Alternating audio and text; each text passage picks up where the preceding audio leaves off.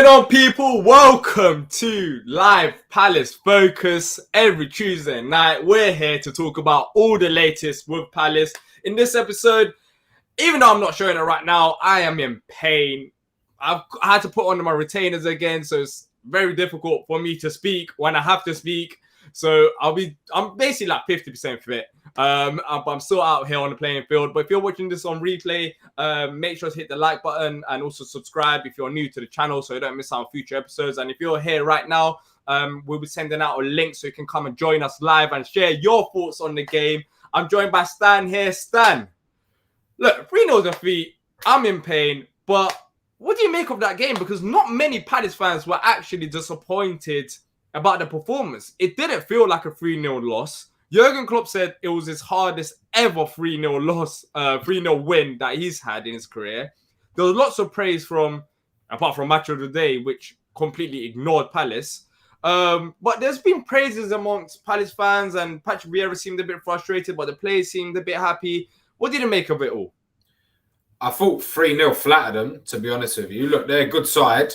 And in years gone by, we've gone out there, Roy Hodgson stuck 11 men behind the ball and just let us lie down and get beat, right? So yeah, I think I'd rather go up there, lose 3-0 and play like that than go up there and lose 3-0 or 2-0 and play Roy Hodgson style. Do you know what I mean? I thought they were, like I said, it flattered them. I thought the referee was abhorrent. We can talk about the standard of refereeing in the Premier League. I thought he was terrible. There was zero consistency. A couple of decisions that we just did not get that we deserved. We should have had a penalty. There were some bookings or some decisions that should have gone the other way that went their way. And I just think I think we were desperately unlucky. We did concede 3 goals from set pieces though, and that is poor. Whether we deserved a 3-0 defeat or not, if you concede 3 goals from set pieces, then it's there's something that's got to be addressed there. But I think the players done well. You could see it. Even Joel Ward was mouthing off to the ref, and he never mouths off to the ref. And he was mouthing off to the ref at one point, telling him to get stuffed, basically. So, look, I actually missed. I went to Anfield, but I missed the first 25 minutes of the game because of traffic and me just leaving late. Exactly. Yeah, it was a messy day. But in the first 25 minutes, I missed one big opportunity. And we can talk about the referee right now. But if you're here, make sure to leave a like as well. If you do enjoy the stream, it helps us out massively. But let's jump straight into it. Today, it's not going to be a long one. As I've said, I'm not feeling 100%. And it's every time I open my mouth, I'm just literally hurting inside. Let's move on to this. First decision from the referee to not give it a penalty and VAR. Now, I stopped it here. And I could have stopped there a few seconds earlier as well. But you can see it here. Cross into the box. It was a cross into the box. Wilfried Zaha to the far post. Benteke is running onto it to win the header. And where do I even start? The Liverpool player doesn't even look at... he has no concern for literally stopping Benteke the way he should. And he basically fouled him. He fouled him. I think even before this, he held on to his t-shirt for 2-3 seconds. Also, you can see his leg position there. There's clear contact there on basically Benteke's knee area. If you're VAR and if you're the Premier League, now let me take this off.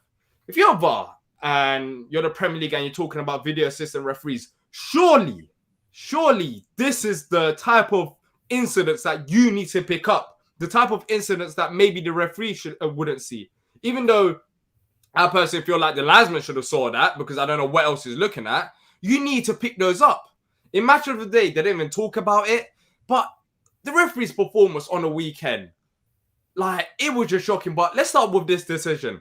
What did you make of it? I personally thought it was a foul. It's a stonewall penalty. Exactly. It's a stonewall penalty. What? The one thing I will say is, if that's at the other end, does VAR give it? Does the referee give it? I bet you there's a big chance they get it at the other end. Yeah, but I don't understand that though. Look, all right, the crowds are in. But surely, if you're a Premier League referee in the best league in the world, with the highest quality of managers in the world, with the best players basically in the world, surely you need to be competent enough to not be influenced by the home fans. And he was like that all game long. That was a clear penalty. Look, if that penalty was given, maybe we would have missed. Maybe we would have scored. Who knows? But one thing that I do know is that the game most likely would have changed. You know what? It would have, but I will say one thing. We had 2 chances to take. Hit the post twice. We didn't take our chances. So, yeah, like I'm saying, it's a game of 2 halves. That is a stonewall penalty, and the ref or VAR should have given it to us. But, All right, so I put this out on Twitter as well. And I basically said that I feel like refs need to be held more accountable. Right now, it feels like VAR speaks to the referee looks at the monitor, but it still feels like VAR significantly, I feel like even though we don't know, in their ears, VAR might say something saying, "Let's go and look at the screen," but look at the screen just to, just to make sure the fans are happy with your decision. But I think it's a penalty, so just look at the screen. Some of these referees go and they look at the screen for 2 seconds and then they say, "Oh yeah, we let's overturn this," and it's a penalty. I feel like VAR plays a massive part in that. But I feel like referees after games, such as the Palace game, the West Ham United game on the weekend, the Brighton Leicester game on the weekend, in them type of games where there's big decisions, and forget about the Benteke penalty decision, Liverpool were fouling. James Milner, they were talking about James Milner stop Wilfried Zaha, but did he actually stop Wilfried Zaha the way he should have, or was it all just literally fouling him all game and the referee not giving him a Wilf decision because he was incompetent? The referees after games need to go and actually speak to the meet. I feel like they should have like a 2-minute, 5-minute just explaining themselves, because you can't keep getting away with it. I don't care if it's a new referee. It's just so poor on the weekend in our game and so many other games as well. And it comes costly to us. If Milner did get a yellow card, can he do the same thing all game long? I'm telling you that no, he shouldn't be able to. But I'm telling you now that if you're going to Anfield, you're going to Old Trafford, you're going to City of Manchester, you're going to Stamford Bridge, you ain't getting decisions, mate. You are not getting decisions. Unless you're the home team, you're very, very unlikely to get anything. There's a big club bias. But it shouldn't be that way. It shouldn't be that way, but it's more so even now. It's like this season is even more so. It's actually very blatant, I think. It's blatant. It might be because of the fans. I think it is because of the fans, actually. But like you're meant to be a professional referee. We're not talking about professional referee. You get they get paid good money as well. Forget about the money side of it, but they do get paid. If you wanna talk about that, it's not like he's getting paid like minimum wage. Just these Premier League referees do get good money, so you need to be competent enough. If you're professional on that money and in the best league in the world, you have to make decisions on your own regard. You can't get influenced by whether you're at Anfield or at Selhurst Park. Like, it doesn't matter. You're the referee. Have control over the game, and he didn't have that for me. You know what though?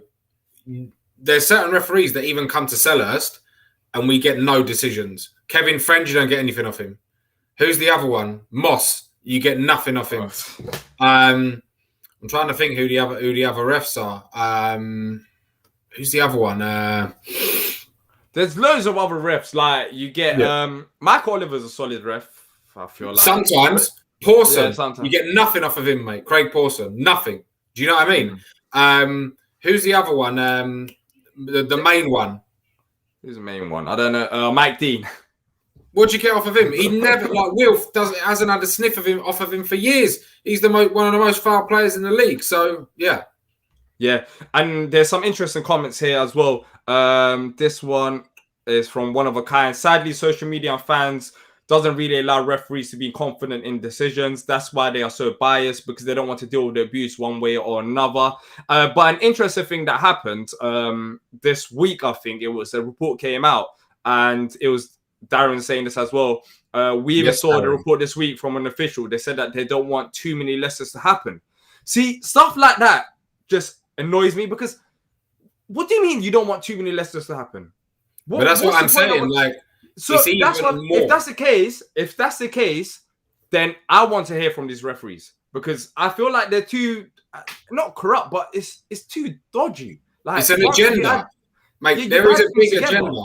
if you look at it outside of refereeing, if you look at the whole football league, right, you've had these dickhead clubs, excuse my French, that wanted to join the Super League, no sanctions at all. And you've got Reading today apparently are being deducted 9 points for financial irregularities. Derby are going into administration. They're getting deducted 24 points. Okay, fair enough. You should run your club properly. But where's the fairness in this league? So it's from the referees to the rules. The same rules don't apply to every team.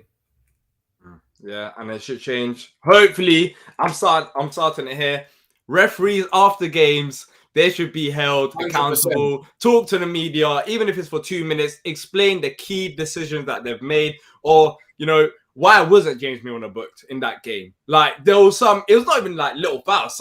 His leg was high in some of those fouls as well, and it's like what? Like how's he kept doing the same thing over and over again without getting any real. Like, he's so relaxed about it. He can do it over and over again because the referee didn't really warn him. The referee didn't have control over the game. So I want to see a bit more accountability from the referees. Let me know what 100%. You guys think in the chat as well. But look, let's talk about the goals. So pretty much all the goals were from set pieces. We'll start with the first one with Mane's goal. Surprise, surprise, surprise. The guy is out of form. And once again, he scores against us. I think it's 9 games in a row. This guy I don't know what we've done to him personally. I don't know what we've done to Mane, but he loves to go against us. I'll bring it up right now. And so, yeah, this is the first goal. And the reason why I took this screenshot is because you look at number 18, and this is not I'm not going to be here taking a screenshot, just slating players. But, let's talk about the goals in a bit more detail. Now we got the actual not footage, but screenshots. Number 18, James McArthur. He stands out for me, Stan, because before Mane is in that position, that is Macca's player. And Macca's lost his man and he's gone in and scored. Yeah, it's just, what? Would you like, I can't remember us being this poor from corners in any of our games. Or is it just me? Have you noticed that maybe our strengths haven't been in defending set pieces? Or was it just this game? I think... I'm trying to think. Have we considered anything from a set? I don't remember. Like this season, anyway. I'm trying to think. I don't think we have we? I mean, none of those West Ham goals were from set pieces, were they? So no. I think this game we were poor on set pieces. Poor. Will we look right? We were poor, but can you give credit to Liverpool as well because they've scored lots of goals from corners? I think they're one of the highest scorers in the league, if you even look at last season from corners. So should we give Liverpool the credit as well? Because they're really good at it in a way? Maybe. But, Diyar, the one thing I will say is Liverpool, you go out to Anfield, they'll open you up anyway. So, do you know what I mean? Like, you've done the job defending, you've done the hard job defending them on the counter, defending them going up and down the field. And then, not the easier job, but defending a set piece and you're conceding there. I mean, we'll go on to Gyro in a minute, won't we? I mean, what he was doing for both of these goals, I couldn't tell you. Yeah, and it's annoying as well in a way because I think Patrick Vieira said it after the game. It's like the players seemed positive about it. I know they were hurt after the loss, but they seemed positive because there were, avoidable things that you can work on and in the future you can take them out. But it seemed like Patrick Vieira was frustrated because we didn't take too many opportunities. And the goals that we did concede, it does. I can understand why he would be annoyed. 3 goals from set pieces. And, the second one, geez, look, as I said, every time I open my mouth, I'm in pain. But the second one, I'm going to let you run through this. And look, Gyro Reed, he comes on. He's ball watching, mate. We're going to talk about him in more detail, but like, if you're a Premier League player, and I love Gyro to bits, and he hasn't played that many games this season, but can you even, when you get the opportunity, you can't sleep like this. Like, this is just basic errors. I think he come on half asleep, man. He must have come on half asleep, and he wasn't feeling it. He had a few good touches, a few good passes, but like, you're defending a corner. Salah, who obviously he's deadly. Do you know what I mean? Like, you get the ball to him, he's going to bang. He's going to bang it, right? He's absolutely deadly. He comes in and look, he's right behind him. I mean, He's just ball watching. Watch the man, not the ball, you know? Yeah. And then you look at the third goal. The reason why I'm bringing out all these goals, because we're going to talk about Gyro in more detail in just a second. But now, people are talking about this goal being good. Like, this goal is a fantastic finish. Don't get me wrong. But Gyro, of course, I can't show you the actual footage of the 10, 15 seconds of what happened. But Gyro picks up Naby Keita. When Liverpool go to take the corner, Gyro's on the edge of the box and he's on Keita. And for some reason, I don't know if you guys have watched Match of the Day. I got a lisp as well because of this dumb retainers. But anyways, I don't know if you guys have watched Match of the Day. But he literally, as you look in the area before Keita takes his shot, that is his player.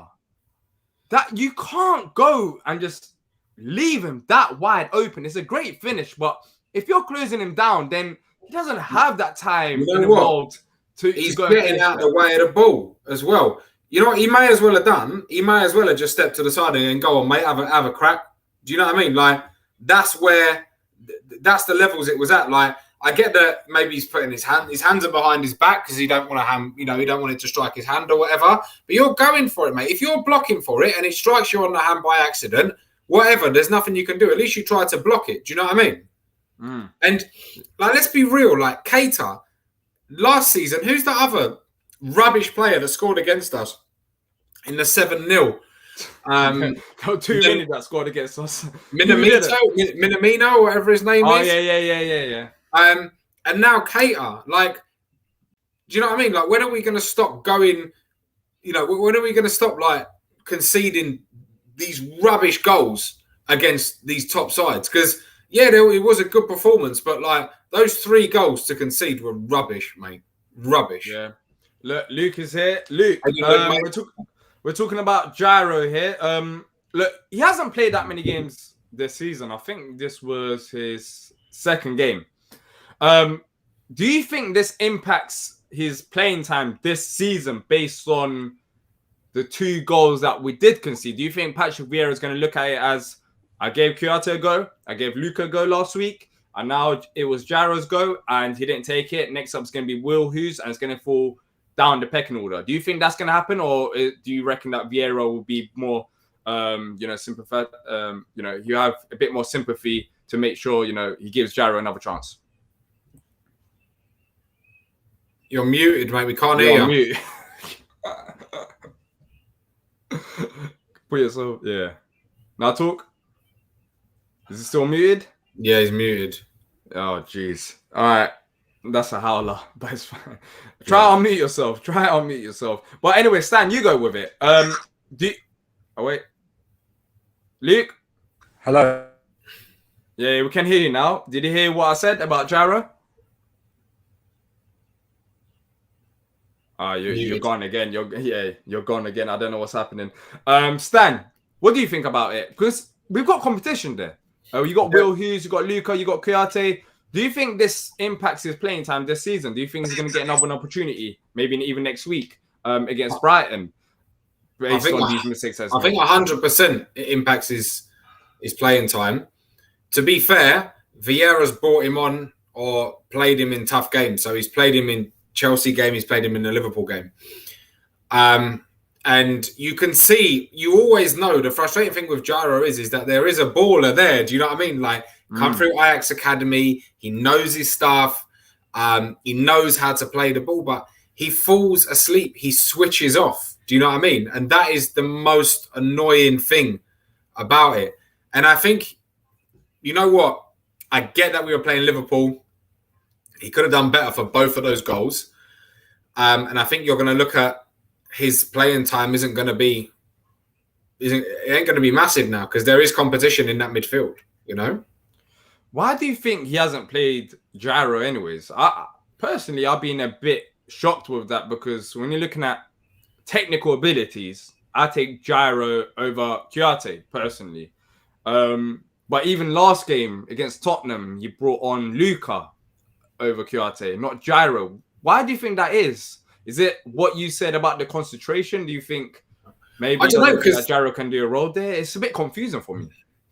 I think like Gyro hasn't got the engine on him that Kouyaté's got. Do you know what I mean? Luca, I just think, you just know what you're getting with Luka. He looks a lot better now that we're in a different system, or he looked for those few minutes that he came on now that we're in a different system.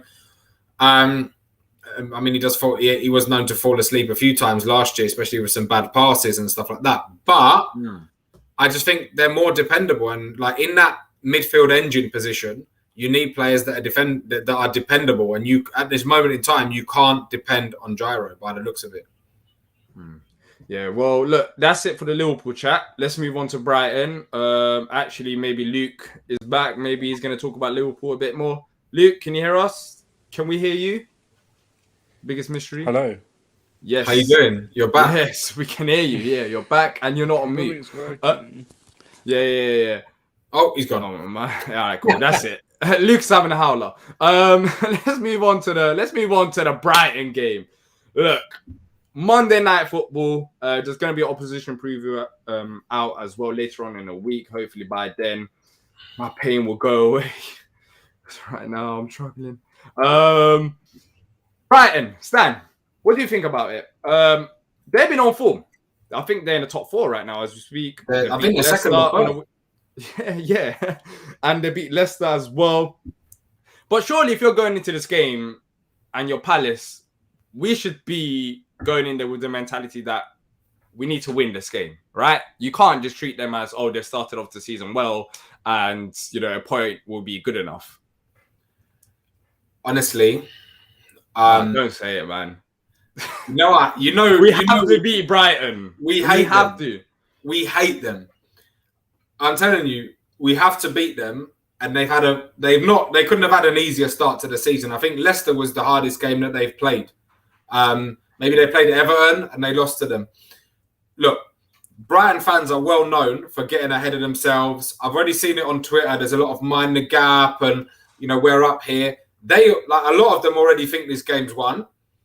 Like, hopefully, the existing players have told the new players what it means. Monday night, Selhurst under the lights, mate. It's going to be a game. We've got to beat them. Imagine we don't. We've got to get a win out of them. Do you know what I mean? We've got to get a win. Like, that's an important game. You know what? Even in Leicester game, they weren't. I'll be honest. Second half, they got battered, and if VAR, the refs killed them. The refs absolutely killed them. The refs. It was the refs again. It didn't kill them. It helped Brighton. It revived them. It killed Leicester.